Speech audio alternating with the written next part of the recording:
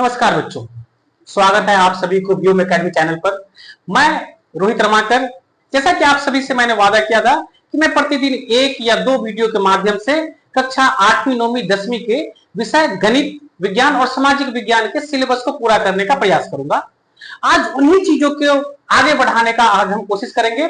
शुरुआत करते हैं आज हम कक्षा 10वीं के विज्ञान से, विज्ञान के अध्याय 5 जो कि जैक प्रक्रम है, लाइफ प्रोसेस। आज उसी को शुरुआत करते हैं और उसी को शुरुआत करके हम अपने सिलेबस को समय रहते पूरा करने की कोशिश करूंगा। हम इस सिलेबस को पूरा करने के लिए सभी कंटेंट को पहले हम बोर्ड पे लिख देंगे, फिर आपको लिखने के बाद, समय बचाने के लिए लिखने के बाद हम आपको समझाने का प्रयास करेंगे। चलिए आगे चलते हैं।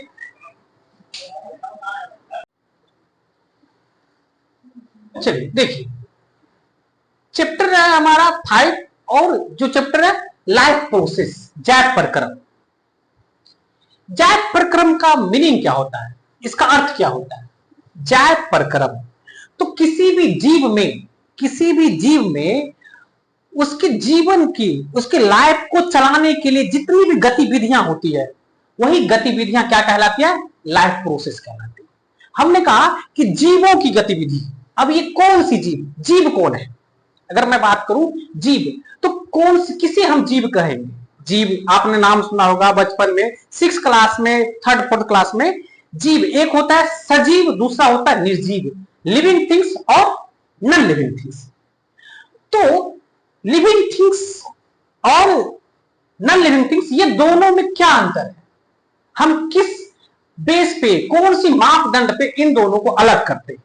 सजीव किसे कहेंगे, निर्जीव किसे कहेंगे? आपने बचपन में बहुत सारा पढ़े होंगे कि जो खाना खाता है, जो वृद्धि करता है ना, जो पाचन करती है, जो चलती है, बोलती है, उस सारी चीजों को हम सजीव कहते हैं, है ना।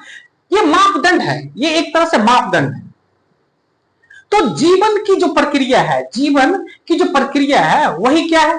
जीवन में जितनी भी चीजें, गतिविधियां कर रही है, वही जैक प्रक्रम। तो कहता है all the plants and animals including human beings are alive या और living things। मतलब जितने भी सभी पौधे और जंतु मानव के साथ साथ जीवित या सजीव प्राणी होते हैं। तो हम किसे कहेंगे सजीव प्राणी? सपोज करिए हमने कहा पौधा, तो क्या पौधा भी, अगर पौधे बहुत दिनों पहले उसने अपनी शाखाएं छोड़ दी है, सारी चीज वो क्या हो चुकी, सूख चुकी है, तो क्या वो भी सजीव है? क्या नहीं। अगर मान के चलिए कोई बॉडी है, हम इंसान ही है, कोई इंसान एक्सपायर हो गया, तो वो भी क्या सजीव कहलाएंगे? क्या तो आंसर आता है नहीं। तो सजीव का निर्धारण किस बेस पे करेंगे? तो सजीव, कोई भी पौधे सजीव तब तक है जब उसमें कॉमन क्राइटेरिया, कुछ चीजें कॉमन होनी चाहिए। कौन कौन सी चीजें? तो उसमें मूवमेंट होनी चाहिए। पहला चीज है मूवमेंट, गति होनी चाहिए। सेकंड चीज है need food, air and water. उसे किस चीजों की आवश्यकता होती है? उसे भोजन, वायु और जल की आवश्यकता होती है, जरूरत होती है। थर्ड चीज है वो वृद्धि करता हो, ग्रो करता हो। Respond to change around them, they are sensitive. मतलब वो क्या करती हो? आसपास के परिवर्तनों को अब्सॉर्ब कर लेती हो। अब्सॉर्ब करने का सेंस क्या होता है कि देखिए, हम लोग अभी गर्मी के मौसम है, तो गर्मी के मौसम में क्या होता है कि हम लोग गर्म कपड़ा पहनते हैं कि ठंडा पहनते हैं?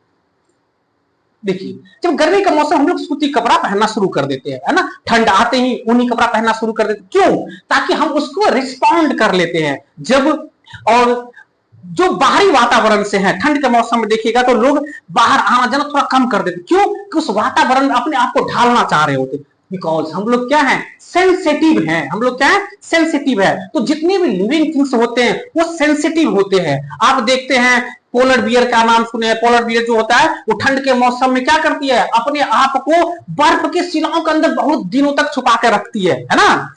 वो भी क्या है? लिविंग थिंग्स है। 5th नंबर है कि रेस्पायर का मतलब होता है release energy from food. Respire मतलब रेस्पिरेशन, शोषण जो लिविंग थिंग्स होता है वो शोषण करती है। शोषण का तात्पर्य क्या है? शोषण ये नहीं कहते हैं कि सांस लेना और छोड़ना, शोषण नहीं है ये। सांस लेना और छोड़ने की प्रक्रिया क्या है? तो एकमात्र शोषण का ये एग्जाम्पल नहीं है। शोषण क्या होता है? तो भोजन को तोड़ करके उससे ऊर्जा प्राप्त करना, एनर्जी प्राप्त करना, है ना, उसे हम कहते हैं श्वसन। जो ये जो हम सांस ले रहे हैं, छोड़ रहे हैं, उसे तो हम सांस लेना कहते हैं, ब्रीदिंग कहते हैं। सांस लेने को और छोड़ने को ब्रीदिंग कहते हैं। तो जो जीव क्या करती है? रेस्पायर करती है, श्वसन करती है। श्वसन का मतलब क्या है? कि ऊर्जा प्राप्त करती है। किन चीजों से ऊर्जा प्राप्त करती है? भोजन से ऊर्जा प्राप्त करती है। उसे भोजन से ऊर्जा प्राप्त करने की जरूरत होती है। सिक्स्थ नंबर पे एक्सक्रिएट। अब जो कोई जीव खाना खाया है, जो चीजें बाहरी तत्व प्राप्त किया है, तो हमारे बॉडी में उसका क्या होता है? डाइजेशन होता है। अब डाइजेशन के बाद क्या होता है? वो चीजों को कलेक्ट होते रहता है, उसमें कुछ वेस्ट मटेरियल बनती है, उस वेस्ट मटेरियल को बाहर निकालना पड़ता है। लिविंग थिंग्स को वेस्ट मटेरियल को बाहर निकालना पड़ता है ना। तो वो क्या होता है? उत्सर्जन। जो अपशिष्ट पदार्थ हमारे शरीर में जो अपशिष्ट पदार्थ बने हैं उसको बाहर निकालना एक्सक्रिएशन कहलाता है। सेवेंथ नंबर है रिप्रोडक्शन, रिप्रोड्यूस मतलब प्रजनन करती है। जो ऐसे जीव जो अपने जैसा, ऐसे तत्व या ऐसे आप चीजें कह सकते हैं, ऐसी चीजें जो अपने जैसा रूबरू एक नए संतति को प्रदान करती है, उसे हम क्या कहते हैं? वो सजीव होता है। वो ये प्रक्रिया क्या कहलाती है? प्रजनन कहलाती है, रिप्रोडक्शन कहलाती है ना। तो ये सारे के सारे क्या है? उसके क्राइटेरिया है जो हम इस बेसिस पे हम किसी भी चीजों को हम सजीव घोषित कर सकते हैं, है ना। कौन कौन सी चीजें हैं? पहले तो मूवमेंट है, need food, air and water, grow, respond to change around them, respire and excretion, और लास्ट केस है रिप्रोडक्शन। ये जो 7 टर्म है, इस सातों टर्म अगर फॉलो कर रहा है तो वो सारे के सारे क्या कहलाएंगे? वो सारे के सारे क्या कहलाएंगे भैया? तो सजीव कहलाएंगे, है ना। अब एक चीज मुझे बताइए, अब हमने कहा कि पेड़ पौधा मूवमेंट में हमने कहा कि भैया हम लोग तो मूव करते हैं, एक जगह से दूसरी जगह मूव करते हैं, लेकिन जो पेड़ पौधा है वो कहां मूव करते हैं? तो ऐसे में हम उसको क्यों रखे हैं लिविंग थिंग्स में? हमने कहा कि पेड़ पौधे भी लिविंग थिंग्स होते हैं, उसके पीछे तो ये क्राइटेरिया फुलफिल नहीं हो रही है, तो उसको हम कैसे कहेंगे कि वो सजीव है या लिविंग थिंग्स है? तो भैया हर एक वस्तु, जैसे आपने एक घड़ी में देखे हैं, घड़ी में क्या होती है? तो 3 तरह की सुई होती है। जिस तरह से एक मिनट की सुई होती है, सेकंड की सुई होती है और आवर की सुई होती है। तो एक जो सेकंड वाली सुई होती है वो तेज से चलती है तो आपको दिख जाता है ना, दिख जाता है। लेकिन सेकंड सुई जो होती है, सेकंड नंबर की जो नीडल होती है, वो होती है किसकी? मिनट की। वो थोड़ा सा स्लो चलती है, तो वो थोड़ा सा आपको रुक करके देखना पड़ेगा, हाँ सही चल रहा है कि नहीं चल।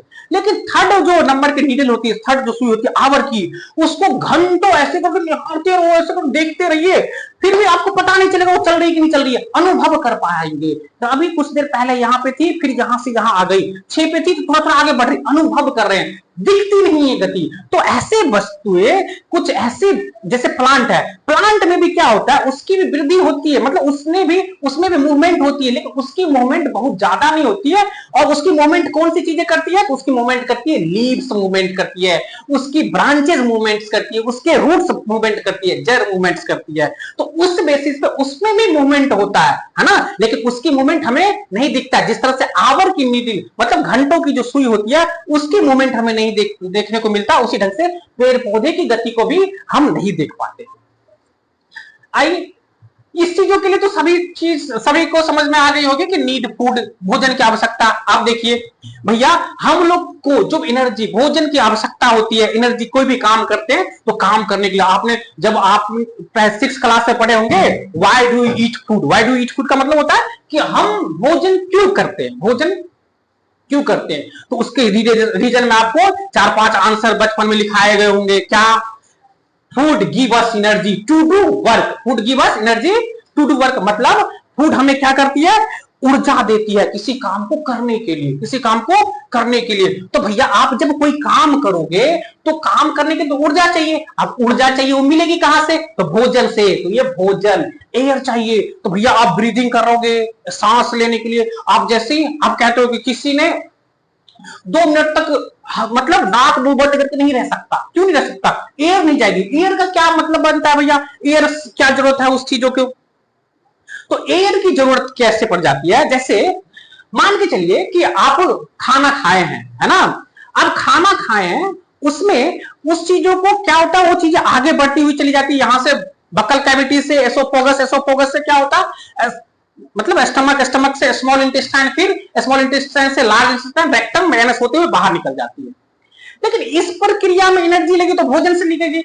अब जब यहां पे एयर की बात कर रहे हैं हम, एयर, हमारे अंदर में जो ब्लड है, ब्लड एक जगह से दूसरी जगह मूव करती है और उसी में पूरा एनर्जी रहता है। ब्लड में ही पूरे एनर्जी जो होती है एटीपी के फॉर्म में एक जगह से दूसरी जगह, एक सेल से दूसरे सेल, ये पूरी तरह से क्या होता है, ट्रांसपोर्टेशन की प्रक्रिया चलती रहती है ना, स्थानांतरित होती रहती है। इस चीजों को ले जाने के लिए काम कौन करता है, इसको काम करता है ब्लड। इस चीजों को ब्लड में सारी एनर्जी ले जाती है, लेकिन ब्लड को मूवमेंट कौन देता है, ब्लड को मूवमेंट देता है ये एयर।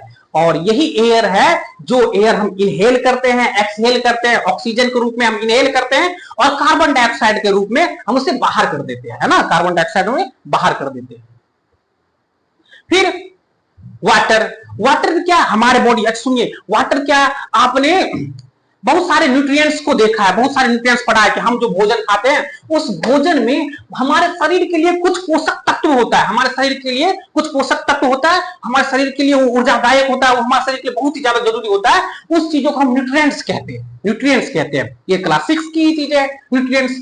उस न्यूट्रिएंट्स में न्यूट्रिएंट्स में कई तरह के न्यूट्रिएंट्स होते हैं, जैसे कार्बोहाइड्रेट्स हो गए, प्रोटीन्स हो गए, फैट्स हो गए, मिनरल्स वगैरह वगैरह वगैरह। इसी तरह से उसमें एक वाटर भी है। वाटर ये टेस्टलेस होता है, लेकिन ये हमारे बॉडी के लिए बहुत ही ज्यादा लाभदायक है। वाटर हमारे बॉडी के लिए, जिस तरह से रफेज, रुक्षांश जो हमारे बॉडी के लिए लाभदायक है, जो क्या करती है, हमारे रुक्षांश, हमारे जो रफेज होता है जिसमें खीरा, गाजर, ये हमें कोई एनर्जी नहीं देती है, कोई एनर्जी हमें कोई प्रोवाइड नहीं करवाती है, बट हम लोग खाते हैं। क्यों खाते हैं, ताकि ये प्रेशर बनाती है खाने के बाद जो चीजें है, और खा लिए। अब कभी कभी आप देखे हैं कि कई बच्चों को या किसी बूढ़ों को कि खा लिए और खाने के बाद उसे कब्ज हो गई, डॉक्टर के पास गए। अब डॉक्टर उसे क्या प्रोवाइड करवाते हैं, है ना, या तो कोई मेडिसिन दे देंगे या बोलेंगे क्या, मतलब फ्रेश फ्रूट्स खाओ, पपीता खाओ, है ना। पपीता में वैसे तो कार्बोहाइड्रेट्स भी होते हैं, लेकिन पपीता, खीरा वगैरह वगैरह चीजें खाने के लिए, सैलेड्स के रूप में आपको बोलेंगे खाने के लिए। वो क्या करती है, वो कोई एनर्जी हमें प्रोवाइड नहीं करवाती है, ये क्या करवाती है, प्रेशर बनवा देती है ना। प्रेशर बनेगी ऑटोमेटिक बाहर, है ना। इसलिए वाटर क्या करती है, वाटर हमारे बॉडी के लिए एसेंशियल है, जरूरी है। किस चीजों के लिए, ये हमारे बॉडी में, हमें आपको पता है कि हमारी बॉडी में लगभग 70% वाटर है, और जितने भी सेल हैं वो सेल कहीं ना कहीं वो वाटर से मिलकर के ही बनी है ना। सेल, ये इसमें हम आगे पढ़ेंगे, 9th में आपने सेल कैसे बनती है इसको पढ़ रखा होगा। आगे चलिए, अब होता है कि ग्रो, वृद्धि। तो आपने देखा है कि वृद्धि सभी में होता है। पहले जब हम भी पैदा हुए थे इतू से थे, है ना, धीरे सभी बच्चे जो पैदा होते हैं इतू से होते हैं, धीरे धीरे धीरे धीरे धीरे टाइम पीरियड बढ़ती जाती है, ग्रो हो जाते हैं। जब वो नए पौधे भी पहले छोटे होते हैं, फिर एक समय आता है जब ग्रो रुक जाती है, वृद्धि रुक जाती है। एक लाइफ मतलब टाइम पीरियड आई, देखिए हम जब 18 वर्ष के थे तो इतने से थे, 18 वर्ष से जब से मतलब 12-14 वर्ष के उम्र में इतनी ही बढ़े थे, तब से ऐसे ही है। बस क्या बढ़ रही है, हाइट बढ़ रही है ना, हाइट नहीं बढ़ रही, हाइट बढ़ रही है। तो ये ग्रो, उसमें वृद्धि होती है। दूसरा रिस्पॉन्ड, इसको मैंने अभी अभी समझाया, रेस्पिरेशन को समझाया कि एनर्जी क्या होती है, हमको जो जरूरत होती है वो किससे, फूड से प्राप्त होता है। और फूड से, रेस्पिरेशन किसे कहते हैं, तो फूड से एनर्जी प्राप्त करना ही रेस्पिरेशन होता है। ये पूरे मापदंड है किसी को लिविंग थिंग्स कहने का। लिविंग थिंग्स हम किसको कहेंगे, तो जिसमें ये सारी क्राइटेरिया हो उसे हम लिविंग थिंग्स कहते हैं। फिर चलते हैं आगे, बंद कर।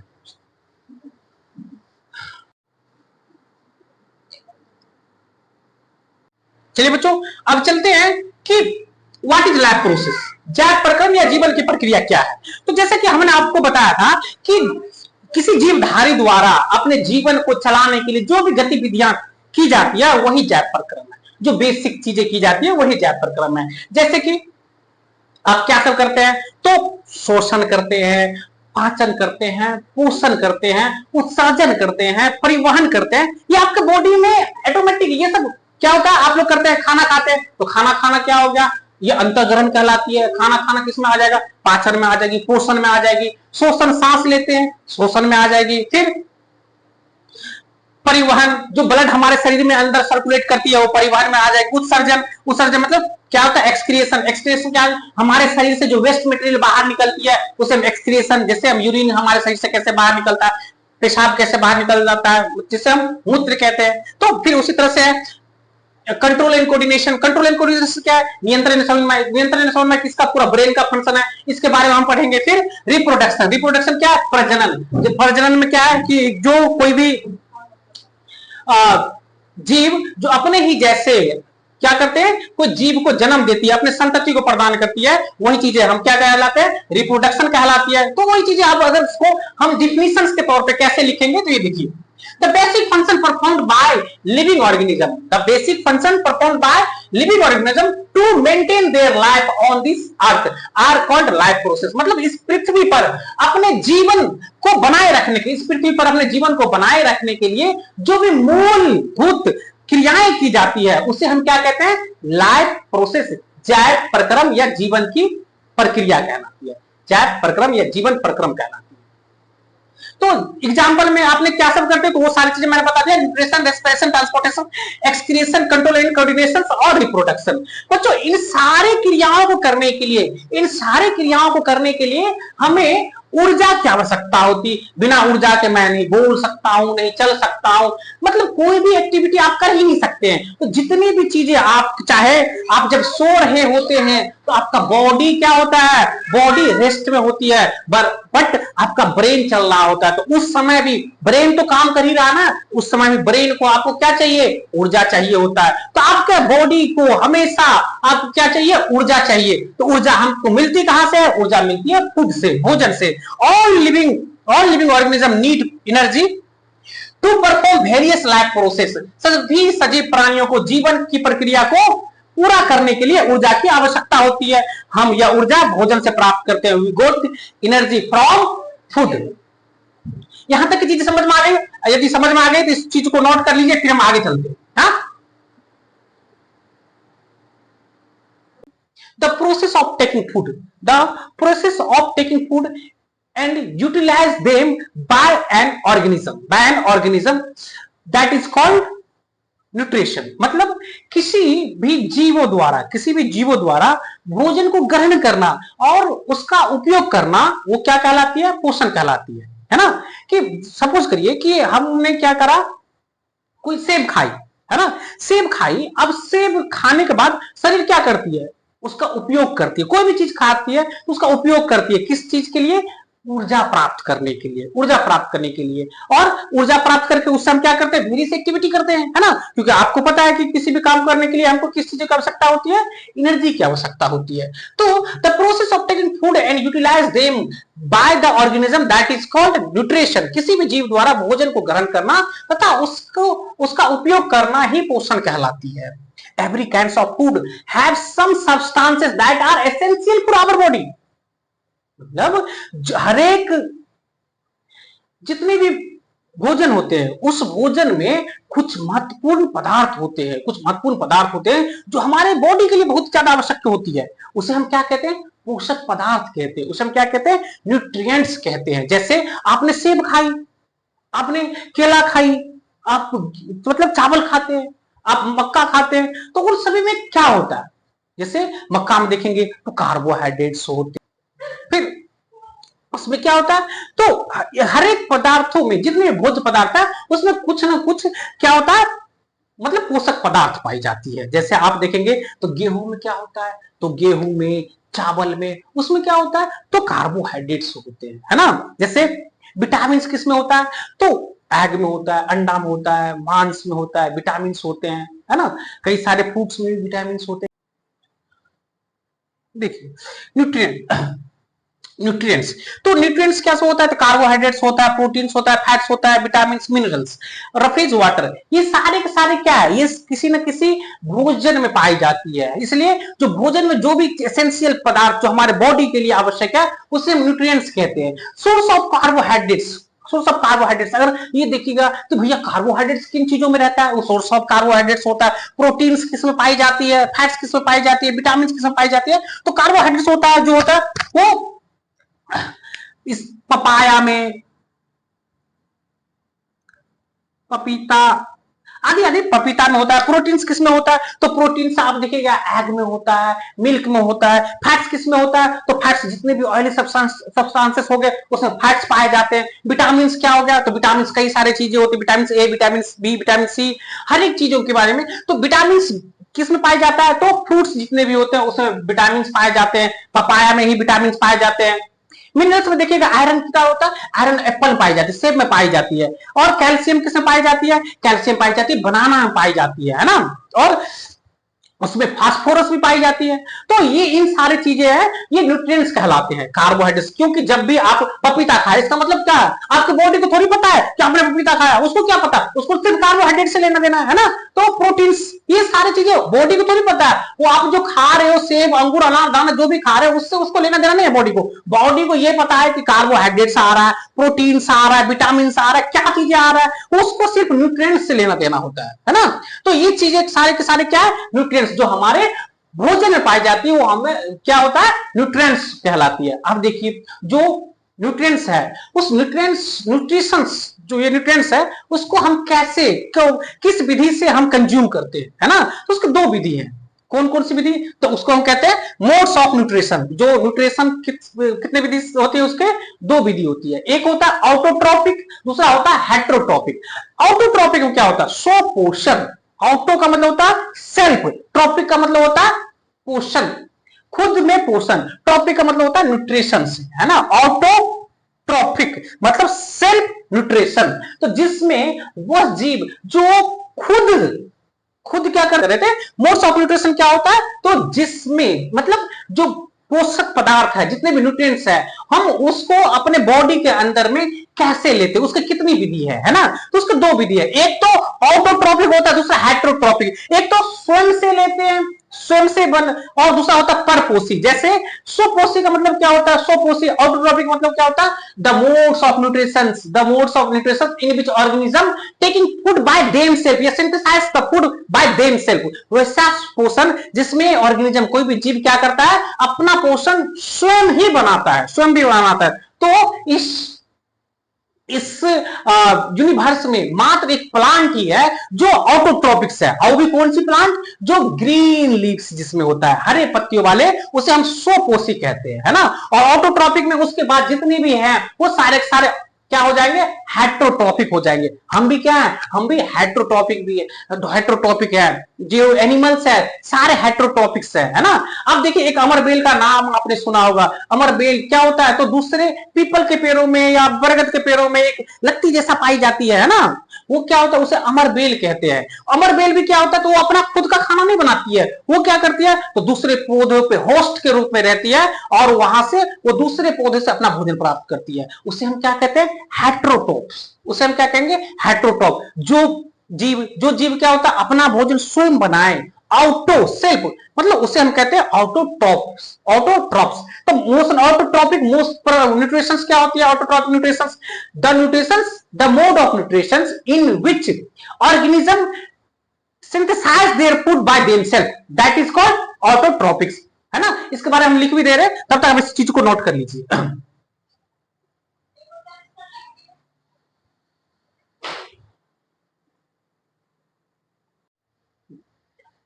चलिए बच्चों आगे चलते हैं मोड ऑफ न्यूट्रिशन में। जैसे हमने पढ़ा कि मोड ऑफ न्यूट्रिशन दो तरह के होते हैं। एक होता है ऑटोट्रॉपिक मोड ऑफ न्यूट्रिशन, दूसरा हेट्रोट्रॉपिक मोड ऑफ न्यूट्रिशन। मतलब पोषण के दो विधि हैं। पहला विधि सुपोषण, दूसरा विषम पोषण या पर पोषण कहते हैं, है ना। तो हम पहले पढ़ते हैं। हमने आपको दोनों को क्लासिफाइड कर दिया गया, मतलब सेपरेट कर दिया है कि एक ही फ्रेम में दोनों को समझाने की कोशिश कर रहा हूं। देखिए ऑटोट्रोफिक ये दो वर्ड से मिलकर के बना है। एक ऑटो, दूसरा ट्रोफिक।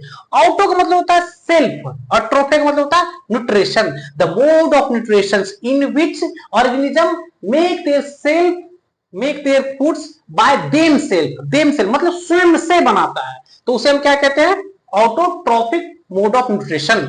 ऑटोट्रोपिक हिंदी में इसी तरह से होता है स्वपोषण। स्व मतलब होता है स्वयं और पोषण का मतलब होता है पोषण। मतलब पोषण की वह विधि जिसमें जीवधारी जो जीव होता है वातावरण से मतलब क्या करता है, कार्बनिक पदार्थ को इस्तेमाल करके, कार्बनिक पदार्थ जैसे कार्बन डाइऑक्साइड, जल, इस सब का इस्तेमाल करके सूरज की रोशनी की उपस्थिति में अपना भोजन स्वयं बनाता है। उसे हम क्या कहते हैं, स्वपोषण कहते हैं। तो स्वपोषण, ऐसा खाना कौन बनाता है भैया, तो ऐसा खाना बनाता है कौन, ग्रीन प्लांट्स।